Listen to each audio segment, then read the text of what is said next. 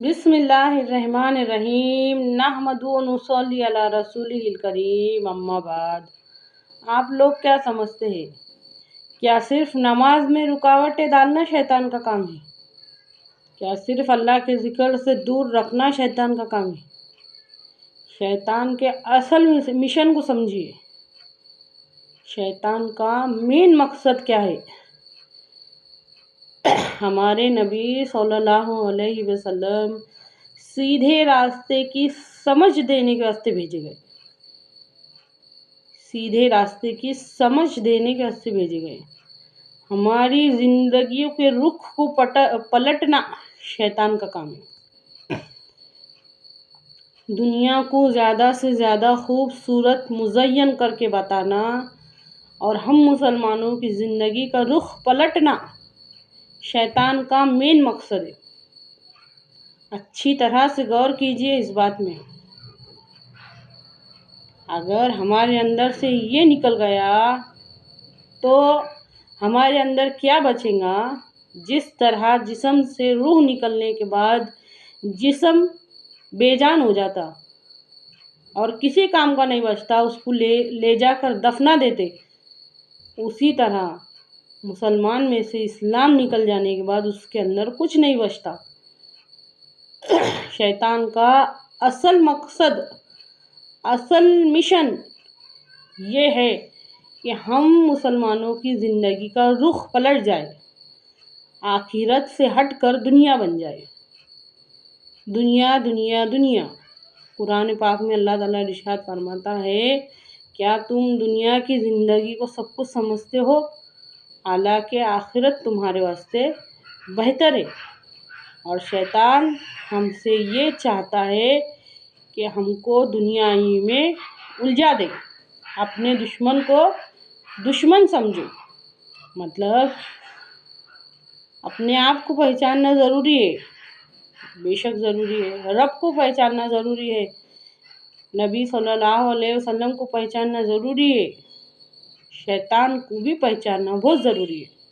अपने दुश्मन को अपना दुश्मन समझो। हमको क्या लगता है कि शैतान का काम बस नमाज में रुकावट डालना है, अल्लाह के जिक्र से दूर करना है, इंसान को अल्लाह की इताअत से रोक देना, ये मेरे शैतान का काम है। अगर उसमें से ये निकल जाएगा ना, अगर मुसलमान में से इताअत गुजारी निकल गई, उसका आखिरत से हटकर मकसद दुनिया बन गया। अब अगर ये मुसलमान कलमा भी पढ़ेंगे तो कलमे को बदनाम करेंगे, कलमा पढ़ के कलमे को बदनाम करेंगे। अल्लाह के वास्ते बहुत बड़ी बड़ी बातें हैं, इसमें गौर करो। क्या कभी वो वक्त याद है वो वक्त याद है ज़िंदगी के वो 2 घंटे याद है कि जब जन्नत की खुशी इतनी लगी, इतनी जन्नत की खुशी महसूस हुई कि दुनिया की सारी खुशी फीकी पड़ गई? क्या कभी वो रात याद है कि अल्लाह की रात, अल्लाह के डर के वजह से रात भर नींद नहीं आई कि मेरा क्या होगा? क्या कभी वो 2 घंटे याद है ज़िंदगी के कि हमारा क्या होगा, हमारा क्या होगा, हमारा क्या होगा? फ़िक्र की वजह से दुनिया के किसी काम में दिल नहीं लगा। ये हमारा कैसा ईमान है? कुरान पाक में बार बार आयतें आई है। आखिरत हक है, मरने के बाद जी उठना हक है, अल्लाह के सामने जवाबदा होना है। ये हमारा कैसा ईमान है? नऊज़ बिल्लाह, या तो कुरान झूठा है या हमारा ईमान कमज़ोर है। अल्लाह की कसम, अल्लाह की शान ऐसी नहीं है कि वो झूठ बोले। इसका मतलब ये है कि हमारे ईमान कमज़ोर है। हम शैतान को शैतान समझने के वास्ते तैयार नहीं, उसको दुश्मन समझने के वास्ते तैयार नहीं। हमारे समझ में ये नहीं आता कि उसका काम क्या है। खुला चैलेंज कर रहा था, खुला कुरान पाक में मौजूद है, पढ़ो, उसमें गौर करो। सूरह आराफ में, या अल्लाह मैं बैठूंगा इनके सीधे रास्ते पे, घेरूंगा इनको चारों तरफ से, दाएं से भी, बाएं से भी, आगे से भी, पीछे से भी।